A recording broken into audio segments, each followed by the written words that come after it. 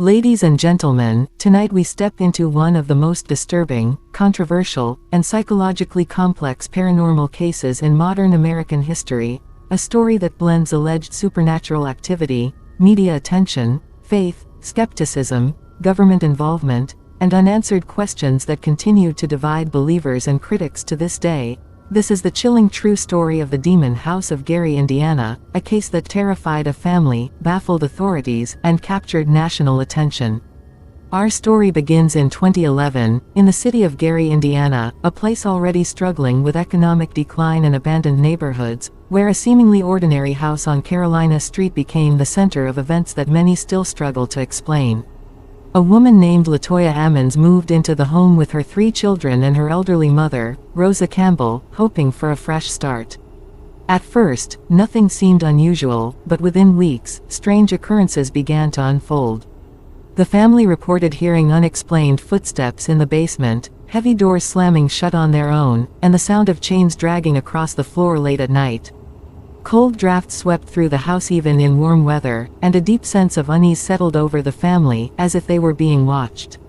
Latoya initially tried to remain rational, attributing the disturbances to stress or the old structure of the house, but the situation escalated rapidly. According to her accounts, swarms of flies appeared inside the home during winter months, clustering around a single window and refusing to die, a detail that alarmed not only the family but also visitors who witnessed it firsthand. The children reportedly began experiencing drastic changes in behavior, suffering from nightmares, speaking in unfamiliar voices, and describing shadowy figures lurking in the darkness of the basement. Rosa, the grandmother, claimed to see a dark figure standing at the foot of her bed and felt pressure on her body that left her unable to move. As fear consumed the household, Latoya sought help from doctors, clergy, and eventually authorities, hoping someone could explain what was happening. The case took a dramatic turn when social workers from the Indiana Department of Child Services became involved after reports surfaced that the children were exhibiting disturbing behavior during hospital visits. Medical staff documented incidents where the children allegedly spoke in deep, growling voices and appeared unresponsive to pain, prompting concerns that something beyond psychological distress might be influencing them. These claims were so serious that caseworkers and medical professionals reportedly witnessed unexplained behavior themselves, leading to official reports that would later fuel public debate. With fear growing and no clear answers, Latoya reached out to local clergy, including a Catholic priest who visited the home and reportedly experienced unusual sensations, advising that the family seek spiritual intervention. Over time, the house became the subject of multiple blessings and religious rituals, with claims that activity intensified afterward rather than diminished.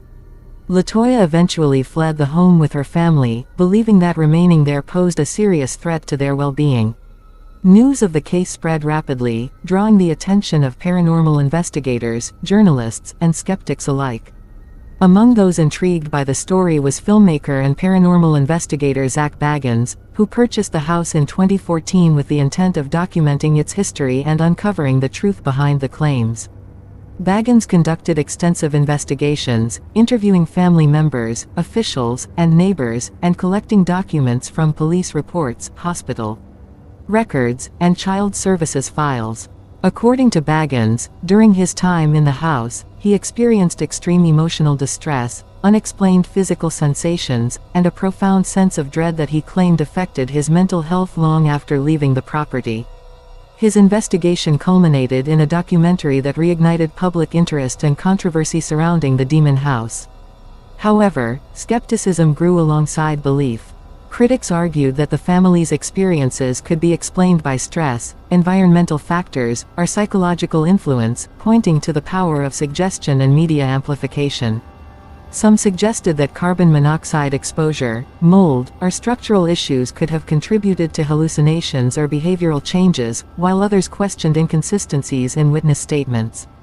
Despite these criticisms, the existence of official documents describing unusual observations by professionals added complexity to the case, preventing it from being easily dismissed.